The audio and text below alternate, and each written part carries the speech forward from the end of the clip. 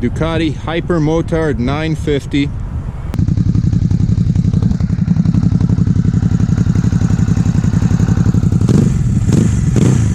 Find out what a third gear roll on feels like. Here we go. Woo!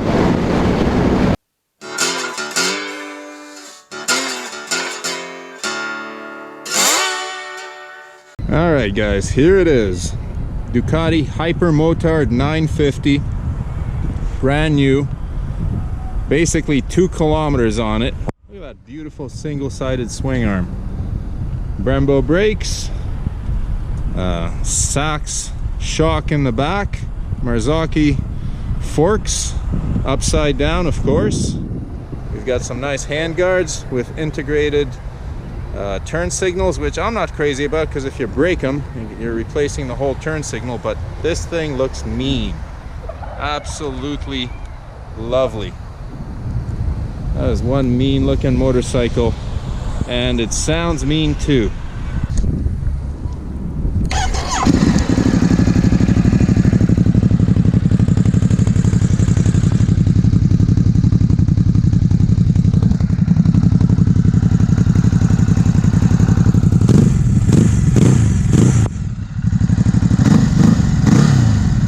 Alright, inner tubes. Ducati Hypermotard 950. And man, is this ever feeling different than almost every other bike on the road.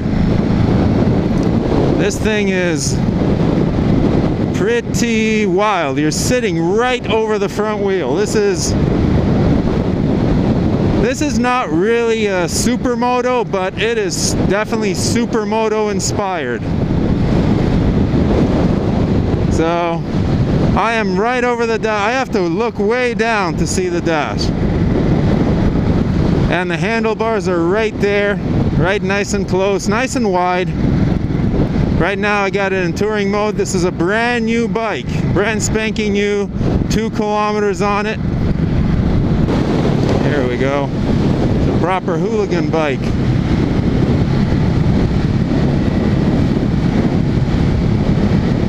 Yeah, bends right into the turn nicely.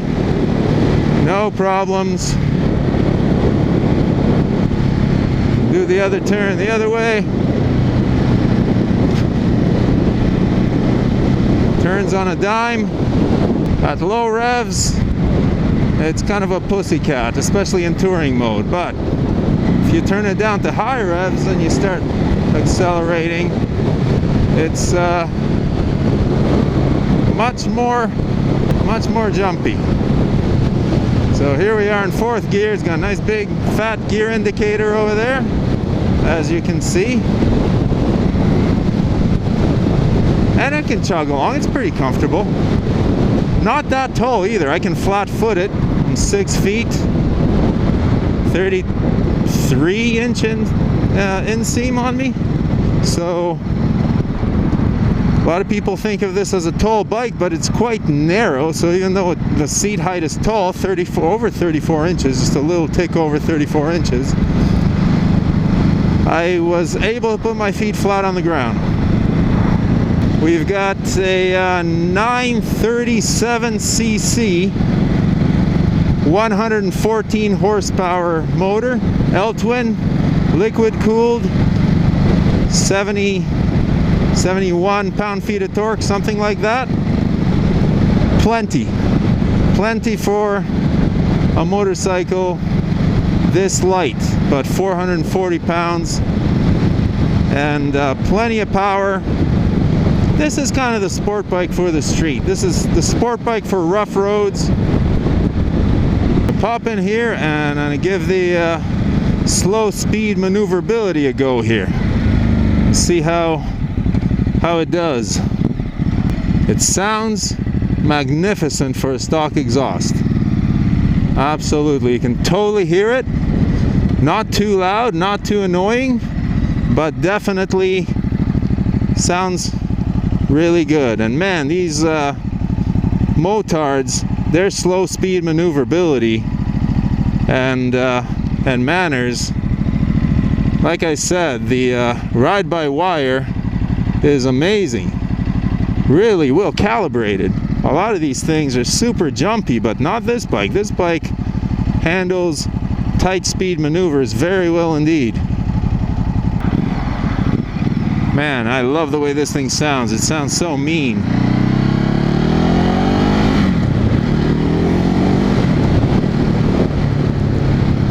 It does want to jump.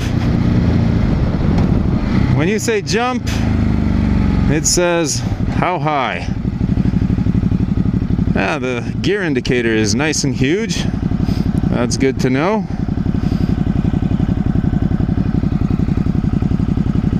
Pop it into neutral here. The mirrors I'm not that impressed with. I'd have to work on repositioning them. They're not the greatest. This one especially seems to be kind of totally out of whack. I don't know. It's kind of useless. But they're not vibrating, so that's good. The seating position is very natural. Now there's no wind protection, but I'm sure Puig will come up with an aftermarket windshield for this thing, at least to keep the air off your chest, kind of like the old Hyperstrada, which I really liked, because this is a bike, if you got some luggage for it and a little windshield, I'm sure you could, you know, make it into a little semi-touring bike. It's a bit small, it's a bit cramped. Definitely not a multi-strada, that's for sure. But for a smaller rider, this is a good option. The seat's a bit high, but like I said, the bike's narrow, so even with shorter legs, you are still able to reach the ground because it's so narrow between your legs. I think the new model, they've contoured the seat a little differently from the old one. The engine starts pulling hard probably around 4,000 RPM. Like once it's at 4,000 RPM like this, it just goes. It's ready to rock. Now I'm gonna let these guys out a little bit.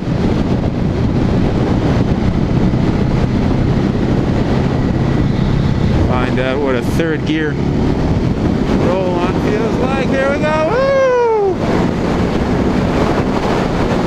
Oh yeah.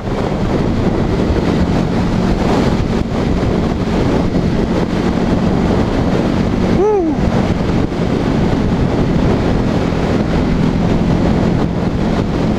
And that's touring mode. Not gonna rev it out all the way because it is a brand new bike, but even around 5,000 or 6,000 RPM, it's just absolutely a ripper.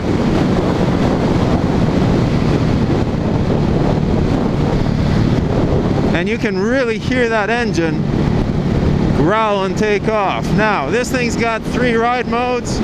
It's got touring, sport, and rain. It's got lean sensitive ABS.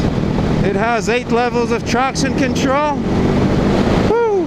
Just being juvenile here. It has 8 levels of wheelie control. Now, sport mode, I believe, sets traction control at level 3, wheelie control at level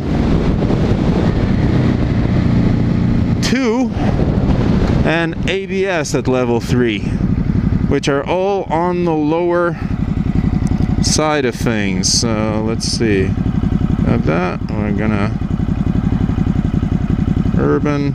Oh, sorry. Oh, that was. All right, there we go. Sport mode. Okay, so it's urban, not rain. Urban reduces the power. Urban's the one you're never going to use. Maybe if it's raining. But generally, this kind of bike will never see the urban mode.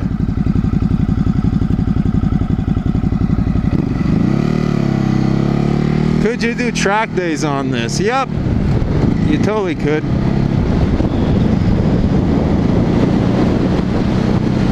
You might surprise a few sport bikes, but it will do better on a tighter track because it is so quick steering with these wide handlebars. Where it's really going to shine is a twisty little country road or a mountain road or something like that.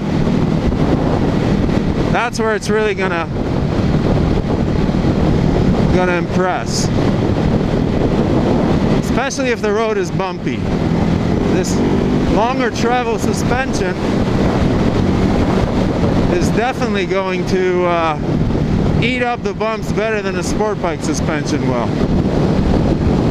The other unfortunate thing is that you cannot turn off the ABS in the back alone.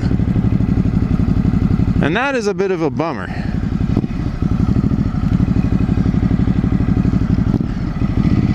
Because most bikes in this class will allow you to do that.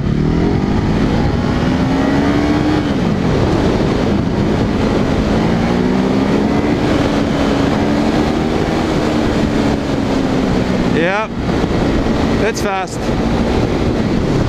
And it did power wheelie.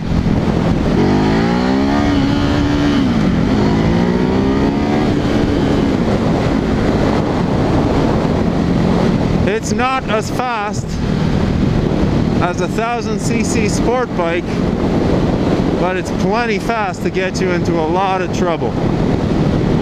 Good thing he's got all those electronics to save your butt. It ain't gonna save you from a ticket though. Vibrations. I feel a little in my butt. There's a little bit of vibration from the seat.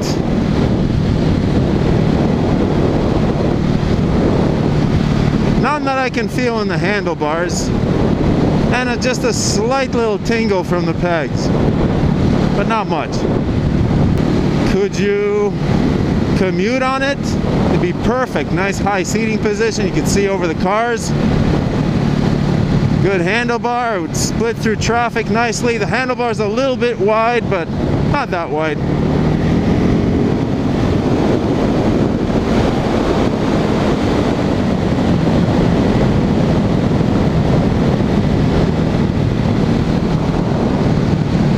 Could you take it off-road? I wouldn't.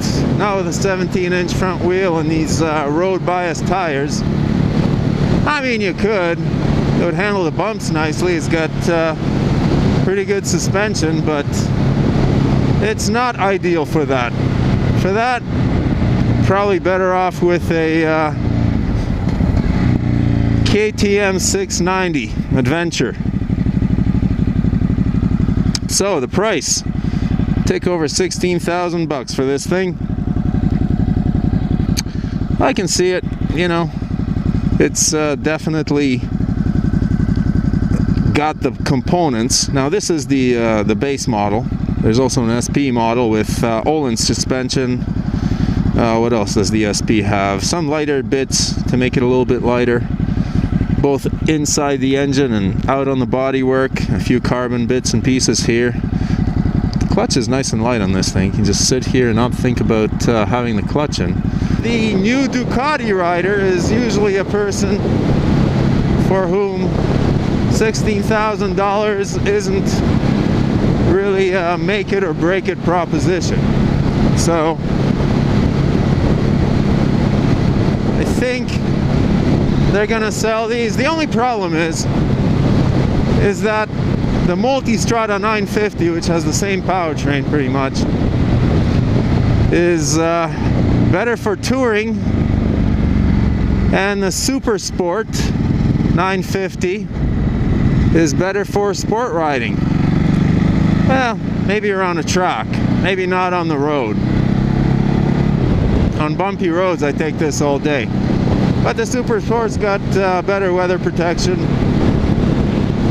So Ducati is really kind of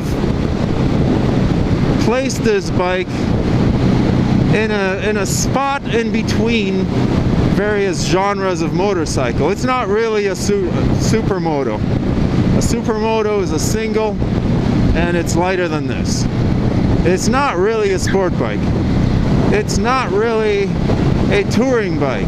It's not really an off-road bike. It could do any of those things, but it's master of none of those things.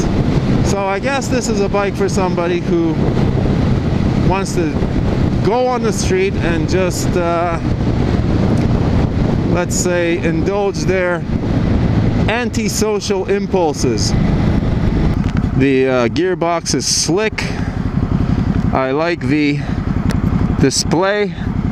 It is well laid out, easy to read. Modes on this thing can be changed without having to stop the bike, really. And it's a little distracting to be changing modes while you're riding, though. I wouldn't recommend it, but you can do it. It does not have a quick shifter. That's another thing the SP has that this doesn't. I don't know, I think it's an option on the SP, but the regular one does not have it. I like the red with the black wheels. It looks like a proper Ducati. So, the Hypermotard. Kind of a confusing bike. Does Aprilia still make the Desoduro? I think it does. That would be the only competitor to the Hypermotard.